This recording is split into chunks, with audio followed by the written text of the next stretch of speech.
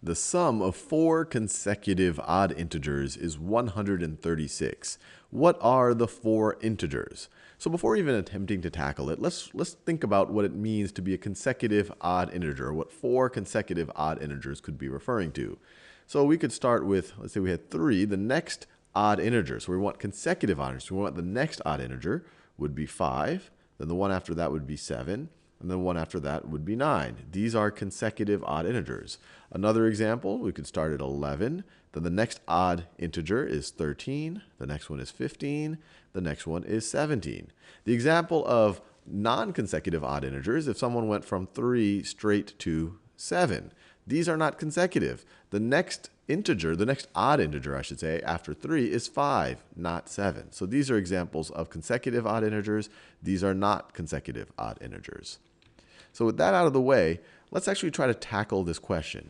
And I encourage you to pause this video right now and try to tackle this on your own before I take a go at it. Well, as you can imagine, a little bit of algebra might be handy here. So let's let x define, let's let x be equal to the smallest of the 4,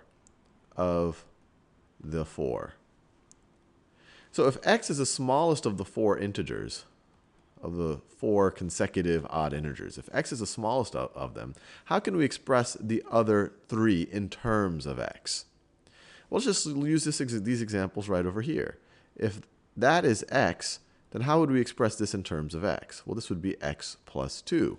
The next odd integer is going to be the previous odd integer plus 2. You're essentially skipping the next number, which is going to be even. So if you added 1, you just get to an even number. So you have to add 2 to get to the next odd one. Well, if you add 2 again, if you add 2 to x plus 2, well, now you get to x plus 4. You add 2 to that, you get to x plus 6.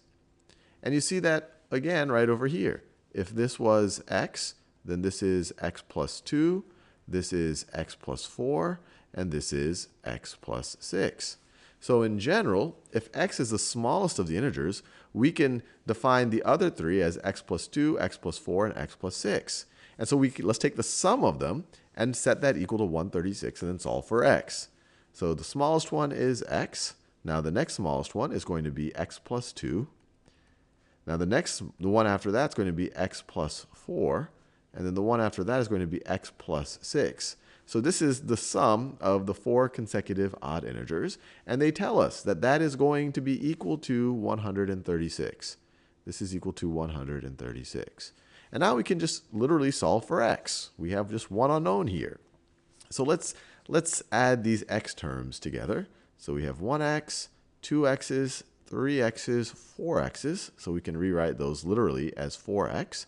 And then we have 2 plus 4, which is 6, plus another 6 is 12. 4x plus 12 is equal to 136. So to solve for x, a good starting point would be to isolate the x terms on one side of the equation, or try to get rid of this 12.